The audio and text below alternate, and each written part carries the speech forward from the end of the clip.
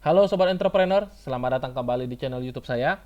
Pada kesempatan kali ini kita akan membuat video untuk membahas saham-saham yang berada di sektor energi, terkhususnya di bidang batu bara.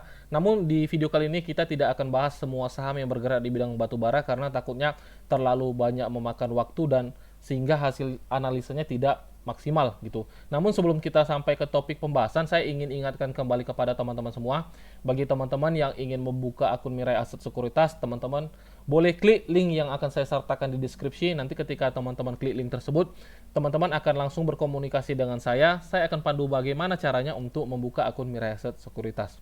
Oke, nah kita akan langsung saja. Pertama kali kita akan bahas komposit kita terlebih dahulu supaya kita tahu langkah kedepannya seperti apa dan kita bisa melihat indeks kita mau kemana gitu. Jadi sebenarnya untuk indeks kita tidak terlalu banyak forecast atau juga adjustment karena seperti roadmap yang pertama kali telah kita buat bahwasanya indeks kita akan kejar area 7159. Namun kalau seandainya di beberapa hari ke depan dia akan mencoba koreksi, kemungkinan besar level yang akan dia capai adalah di level harga 6898 ini, teman-teman. Kemungkinan besar sih koreksinya akan sentuh area gap up yang telah dia buat gitu. Namun dengan kondisi yang sekarang, saya pribadi secara analisa sendiri mengatakan bahwasanya indeks kita masih berada di posisi yang sangat bagus. Di sini juga terprice in dengan USD IDR kita, teman-teman. Di sini kalau teman-teman perhatikan USD IDR kita mengalami penguatan, jadi USD lemah terhadap IDR kita dan sekarang IDR-nya itu sedang berada di level harga 14.870. Nah, di sini kalau teman-teman perhatikan juga di perdagangan hari ini foreign mulai inflow di negara kita. Jadi ketika foreign mulai inflow, ya teman-teman setidaknya jangan sampai nggak punya saham-saham yang memanuver indeks kita sendiri gitu. Sekarang kalau teman-teman perhatikan, kita kembali ke komposit kita sendiri, sebentar ya. Kalau teman-teman perhatikan, komposit kita ini sudah berada di level harga 6968 gitu. Jadi dari forecast kita sebelumnya kita sudah pernah forecasting dari area bottom gitu. Nah, di area bottoming ini kalau teman-teman perhatikan sebenarnya foreign itu nggak masuk di area ini. Justru dia mulai masuk di area ini, teman-teman. Justru akumulasi foreignnya itu berada di area ini. Jadi kalau teman-teman berpikir apakah ini menjadi suatu keterlambatan ketika indeks kita sedang bull ke atas seperti ini, saya rasa tidak. Karena apa? Tidak ada namanya terlambat di market. Yang paling penting adalah bagaimana teman-teman bisa memanfaatkan kondisi seoptimal mungkin gitu. Yang paling penting ketika market kita sedang berada posisi area demand-nya, ya setidaknya teman-teman perhatikan saham-saham apa aja yang berada di area demand dan teman-teman jangan sia-siakan momentumnya gitu. Jangan sia-siakan momentumnya. Dengan indeks kita yang seperti sekarang, saya masih optimis indeks kita itu dalam waktu dekat akan kejar 7159 sampai 7240 ini, 35 ini, teman-teman. Ketika dia mampu break high-nya ini, besar kemungkinan dia akan kejar 7800 gitu. Jadi sebelum dia break high double bottomnya ini, neckline double bottomnya ini, ya pastikan teman-teman punya barang saham-saham yang memanuver indeks kita dari area bottoming gitu. Namun di video kali ini saya tidak ingin membahas saham-saham apa aja yang pantas untuk teman-teman koleksi ketika indeks kita memanuver sampai 7800. Nanti mungkin di next video kita akan coba bahas saham-saham apa aja yang bisa teman-teman pegang dalam jangka waktu medium term bahkan long term untuk uh, mengikuti indeks kita ke 7.800. Oke. Nah, di video kali ini ada beberapa saham yang ingin kita bahas namun tidak banyak karena saya tidak ingin terlalu banyak nanti hasilnya tidak optimal, teman-teman. Jadi takutnya misalnya saya sediakan 10 saham namun analisanya nggak optimal. Itu saya takutnya nanti menjadikan suatu informasi yang tidak berguna untuk teman-teman gitu. Nah, untuk Unilever kita akan bahas di video kali ini. Kita akan langsung saja. Untuk Unilever sendiri sebenarnya kalau teman-teman perhatikan dia telah cukup panjang berkepanjangan, dia telah melakukan konsolidasi di sini dan di sini teman-teman perhatikan dia break area supportnya atau bisa dikatakan area resisten kuatnya, support kuatnya, teman-teman. Jadi ketika dia break di sini, teman-teman perhatikan dia coba penetrate ke atas seperti ini. Di sini sebenarnya teman-teman bisa tandakan dengan kondisi yang kayak gini. Nah, teman-teman bisa tandakan seperti ini. Ketika harga UNVR ini benar-benar break penetrate ke bawah di bawah 4.500, besar kemungkinan tendensinya itu dia akan kejar area-area ini, teman-teman. Setidaknya dia akan kejar 3.930 ini gitu. Jadi untuk Unilever sendiri kemungkinan besar kalau seandainya dia break 4.500, dia akan kejar area demand terdekatnya, dan kebetulan demand terdekatnya itu ada di area 3.900-an ini, teman-teman. Sebenarnya memang untuk Unilever ini, kalau ditanya, Unilever ini kan saham blue chip dan saham bagus, apakah kita tidak masalah untuk tidak melakukan cut loss di saham ini? Tidak masalah, teman-teman. Selagi sahamnya memang benar-benar saham yang bagus, tidak masalah. Namun kemungkinan besar hal terburuk yang teman-teman bisa terima adalah dengan kondisi sekarang, dana teman-teman tuh atau aset teman-teman tuh akan terpendam lebih dalam. Lebih lama gitu, lebih lama.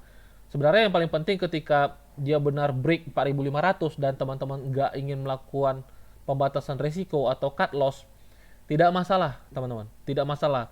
Yang jadi masalah adalah ketika dia break 4.500 tapi teman-teman terus melakukan averaging tapi tidak ngerti di mana area untuk melakukan averagingnya, teman-teman. Itu yang sangat beresiko nantinya. Jadi kalau seandainya teman-teman sudah punya barang dikatakan let's say di 4.700 dan dia di perdagang besok dia break di bawah 4.500 dan teman-teman nggak ingin buang barangnya, itu nggak masalah. Namun teman-teman juga jangan terbawa emosi gitu. Jangan terbawa emosinya, ada dana teman-teman langsung melakukan averaging, itu baru salah, teman-teman. Itu baru salah. Ketika dia break 4.500, ya udah teman-teman tinggal buat roadmap-nya Unilever ini mau kemana gitu. Jadi kita sudah buat roadmap-nya nih, bahwasanya ketika dia break 4.500, besar kemungkinan dia akan kejar area demand-nya, yaitu di mana 3.900 gitu. Kalau seandainya dia nggak kejar 3.900, ya udah kita tunggu dulu struktur barunya terbentuk seperti apa, teman-teman. Price movement-nya terbentuk seperti apa gitu. Jadi kita jangan sampai sembarangan untuk melakukan averaging, itu yang sangat berbahaya gitu. Kalau teman-teman trading di saham LQ45 atau blue chip, teman-teman nggak ingin melakukan cut loss, nggak masalah. Yang paling penting adalah ketika teman-teman misalnya saham ini sudah berada di luar forecasting kita atau di luar roadmap kita, yaudah kita lakukan adjustment, teman-teman. Kita lakukan adjustment, kita lihat kemana harga akan bergerak, kemana harga akan turun. Udah kita lihat di mana area demand-nya. Ketika kita sudah buat peta baru untuk pergerakan saham Unilever ini, ya udah kita tunggu dia sampai menuju area demand yang telah kita buat, teman-teman. Kalau seandainya harga nggak menuju area demand yang telah kita buat, kita tunggu lagi price movement-nya terbentuk seperti apa. Nah, memang ketika kita trading, memang kita harus lebih banyak menunggu. 70% seorang trader, hal yang harus dilakukan adalah menunggu, teman-teman. Jadi, seperti yang saya katakan di video-video saya yang sebelumnya, saya katakan apa? Ketika kita tidak lebih pintar di market, setidaknya kita jadi orang yang lebih sabar, teman-teman. Karena orang yang bisa mendapatkan uang di market itu adalah orang yang pintar. Kalau nggak pintar, yaitu orang yang sabar, teman-teman. Jadi, pastikan teman-teman tuh ada berada di posisi yang mana gitu. Kalau seandainya teman-teman sekarang belum pintar membaca price action sebagaimana, belum pandai melihat demand bagaimana, setidaknya teman-teman jadilah orang yang lebih sabar gitu. Jadilah orang yang lebih sabar ketika dia memasuki area demand, teman-teman manfaatkan momentumnya untuk average down gitu. Lakukan metode DCA, dollar cost averaging gitu. Oke, jadi untuk Unilever roadmap kita tunggu dia mau kemana. Kalau seandainya dia break di bawah 4.500, berarti besar tendensi dia akan menuju 3.900, atau kita tunggu price movement terbentuk ke depannya seperti apa gitu. Oke. Selanjutnya kita lihat saham Bank Mandiri. Ini Bank Mandiri sebenarnya secara price action sangat menarik, dan juga kalau teman-teman perhatikan, kalau pecinta foreign flow, Mandiri masih menarik, teman-teman. Walaupun saya pribadi tidak melihat utama dari foreign flow atau akumulasi. Jujur saya pribadi lihat secara price action analisisnya, teman-teman. Nah, saya hapus gambarnya supaya teman-teman dapat mengerti apa yang ingin saya sampaikan melalui video kali ini. Di sini teman-teman perhatikan ada gap up. Di sini ada gap up. Kita tandakan seperti ini. Kalau kita perhatikan, teman-teman. Kalau kita perhatikan di sini, kalau seandainya teman-teman berharap dia menuju gap up, yang area gap yang telah dia buat, ada sebesar 7% kurang lebih yang harus dia alami penurunan. Namun untuk Mandiri sendiri, untuk sampai ke 7% itu saya rasa cukup besar untuk dia mencapai area sana gitu. Sangat kecil kemungkinan besar dia akan capai area sana. Kalau teman-teman perhatikan di sini, ini adalah area demand yang sangat bagus, teman-teman. Ini adalah area demand yang sangat bagus dan masih fresh gitu, masih fresh. Jadi kalau seandainya teman-teman ingin entry di saham Mandiri gitu, teman-teman ingin entry di saham Mandiri, ini adalah area yang benar-benar bagus untuk teman-teman entry gitu. Jadi tadi saya rekomendasikan saham Mandiri ini ketika dia masuk area level 8.000 gitu. Ketika dia memasuki area 8.000. Karena apa? Saya berpikir tadi dia akan terbatas di area ininya aja, area rejectionnya aja. Namun tidak masalah teman-teman, tidak masalah. Ketika dia memasuki area ini, teman-teman masih bisa lakukan buy di saham Mandiri ini sendiri. Untuk stop lossnya teman-teman bisa letak di level harga 7.700. Ketika teman-teman cut loss saham ini di 7.700, ya teman-teman bisa buy back lagi di 7.450 gitu. Namun kalau seandainya teman-teman nggak ingin lakukan pembatasan resiko di saham Bank Mandiri ini, ya teman-teman masih bisa hold sahamnya, dan bisa lakukan averaging ketika dia memasuki area 7.450 gitu. Namun saya pribadi Mandiri ini masih sangat menarik untuk teman-teman pertimbangkan entry di saham BMRI ini sendiri gitu. Besar kemungkinan dia akan kejar area gap down-nya ini, teman-teman. Oke, jadi untuk Mandiri sebenarnya secara price action masih menarik di sini. Kalau teman-teman perhatikan, ini adalah low terakhir dia buat, dia up, ini adalah high, ini adalah higher low, higher high. Besar kemungkinan dia akan membuat higher low di sini dan akan membuat higher high berikutnya gitu. Oke. Jadi itu untuk Mandiri. Selanjutnya kita akan bahas saham ITMG. Ini sebenarnya ITMG bukan video pertama kita bahas teman-teman sahamnya. Jadi dari bawah ini kita sudah pernah rekomendasi sahamnya, bahkan udah 2 kali sampai 3 kali kita rekomendasikan saham ini gitu. Jadi kalau seandainya teman-teman ingin berharap dapatkan di area bawah ini, sangat kecil probabilitas untuk teman-teman bisa dapatkan saham ITMG di area bawahnya ini gitu. Saya post gambarnya supaya teman-teman dapat mengerti apa yang ingin saya sampaikan di video kali ini. Teman-teman harus ketahui bahwasanya saham batubara ini biasanya ketika memasuki musim dingin hype-nya mulai muncul gitu. Hype-nya mulai muncul, namun di sini sudah mulai terlihat dari harganya, teman-teman.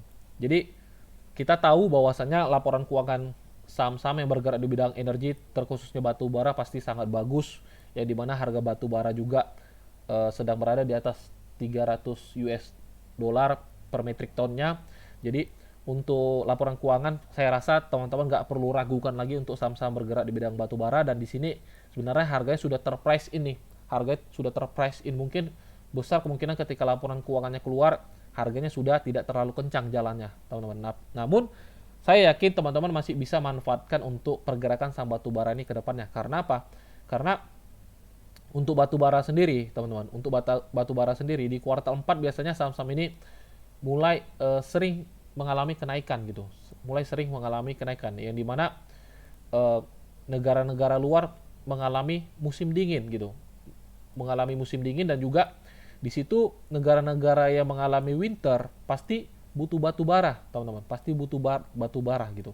Jadi kalau seandainya teman-teman ingin pegang saham-saham batu bara, bisa aja kita tinggal tunggu di mana area yang bagus gitu. Namun teman-teman nggak bisa dapatkan lagi harga the best price-nya gitu, the best price-nya, karena ya nggak akan bisa kita harapkan, teman-teman. Nggak bisa kita harapkan karena udah terlalu jauh harganya dari harga best price kita. Di sini kalau teman-teman perhatikan, ini ada area demand yang sangat bagus gitu. Ini ada area demand yang sangat bagus untuk teman-teman bisa manfaatkan. Untuk ITMG sendiri, kita coba lebih sabar aja. Kita tidak ingin kejar harganya karena pasti akan kemungkinan besar akan ada waktunya dia akan mengalami koreksi gitu. Nah, ketika harga ITMG ini mengalami koreksi, teman-teman, ketika ITMG ini mengalami koreksi, saya ingin katakan kepada teman-teman tuh setidaknya jangan sia-siakan koreksinya gitu. Jangan sia-siakan koreksinya. Jadi untuk ITMG sendiri, kalau seandainya teman-teman ingin entry, ini area yang bagus untuk teman-teman pertimbangkan untuk masuk di saham ITMG ini sendiri. Untuk stop lossnya sendiri, saya rasa di level harga 38650 cukup. Jadi kalau seandainya di perdagangan besok dia memasuki area demand zone kita di level harga 38850 sampai, sebentar ya, kita adjustment dulu.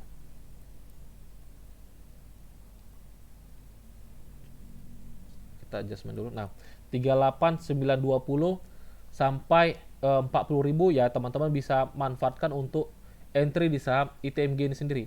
Besar kemungkinan dia akan kejar resisten terdekatnya, teman-teman. Kita lihat dulu. Kita lihat resistennya. Nah, ini ada resistennya, teman-teman. Ini ada resisten, tapi saya rasa dia akan lewati area ini. Kita lihat dulu.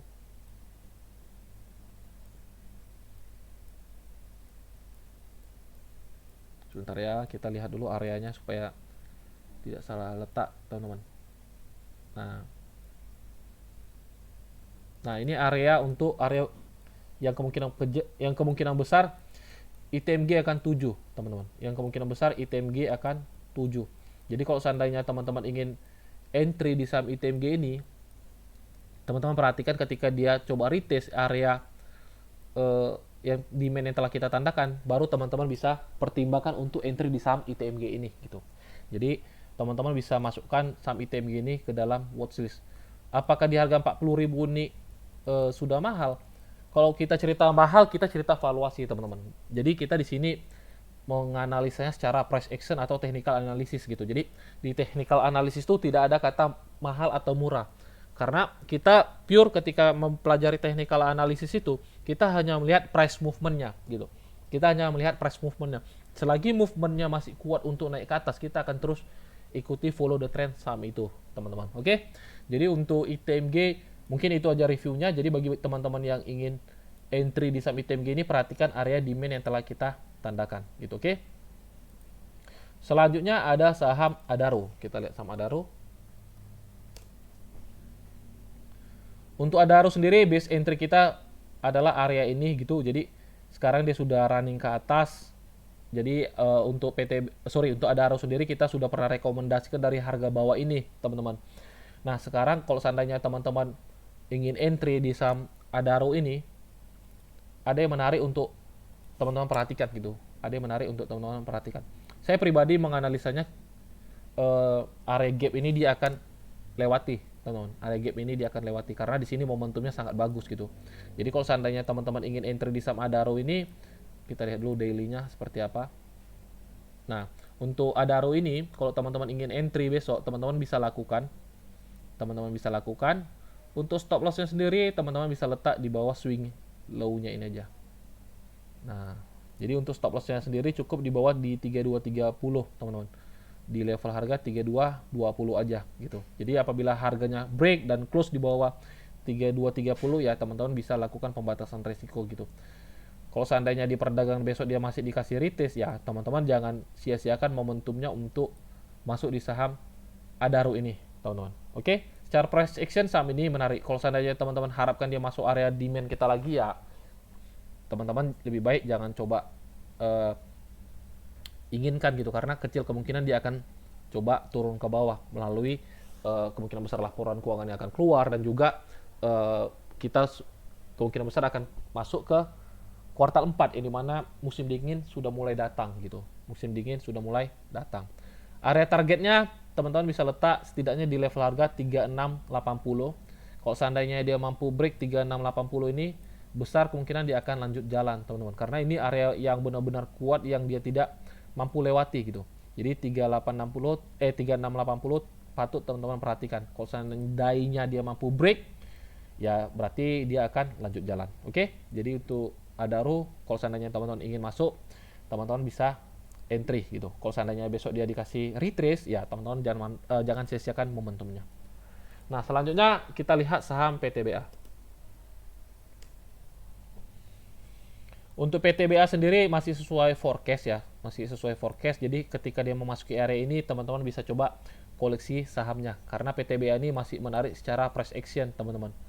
Besar kemungkinan dia akan kejar area 4530 sampai 4630 gitu. Jadi untuk PTBA sendiri kalau teman-teman ingin entry besok teman-teman bisa pertimbangkan. Oke? Jadi nggak banyak untuk retorika atau forecast saham PTBA ini karena masih bagus secara momentum, teman-teman, masih bagus. Selanjutnya kita lihat saham energi. Nah, jadi untuk energi sendiri saya pernah rekomendasikan spekulasi buy saham ini ketika dia mendekati area ini. Namun di perdagangan hari ini dia ditutup breakdown dari area 276. Nah, kalau pertanyaannya teman-teman bertanya apakah masih bisa hold saham ini karena misalnya nih teman-teman nggak rela cut loss, belum rela cut loss untuk saham energi ini, ya masih bisa teman-teman. Saya katakan masih bisa. Karena apa? Ini ada area demand yang bisa teman-teman manfaatkan untuk buyback saham energi ini sendiri. Jadi ketika dia memasuki area ini, ketika dia memasuki area 260 sampai 246, teman-teman bisa manfaatkan momentumnya untuk lakukan buy di saham energi ini sendiri gitu. Jadi kita buat area entry kita di 260. Kita lihat berapa persen untuk stop lossnya. Stop lossnya kurang lebih hampir 6% teman-teman, sekitar 6% lebih. Jadi bentar ya, kita adjust dulu. Nah, stop lossnya sendiri sekitar 6%, jadi pastikan sesuaikan dengan risk to reward ratio teman-teman. Jangan sampai ketika teman-teman entry di saham ini, teman-teman tidak rela cut loss gitu. Karena sangat berisiko nanti untuk portofolio teman-teman. Jadi untuk energi sendiri sebenarnya secara momentum masih menarik teman-teman. Secara momentum dia masih menarik. Jadi kita tinggal tunggu ketika dia memasuki area demand zone-nya aja gitu. Tinggal memasuki area demand zone-nya aja. Oke, mungkin itu aja untuk energi. Jadi teman-teman bisa perhatikan area yang telah kita tandakan ini. Jadi bagi teman-teman yang ingin kita bantu analisa sahamnya, nanti teman-teman dapat komen di bawah, atau juga terlebih teman-teman dapat bergabung bersama kita di Mirai Aset Sekuritas. Nanti di situ kita akan belajar bareng, nanti di situ kita akan sharing bareng, dan juga di situ kita akan selalu update saham-saham apa aja yang menarik dan bahkan bisa teman-teman perhatikan gitu. Oke, mungkin sampai di sini aja videonya teman-teman. Sampai jumpa di video-video berikutnya. Salam entrepreneur.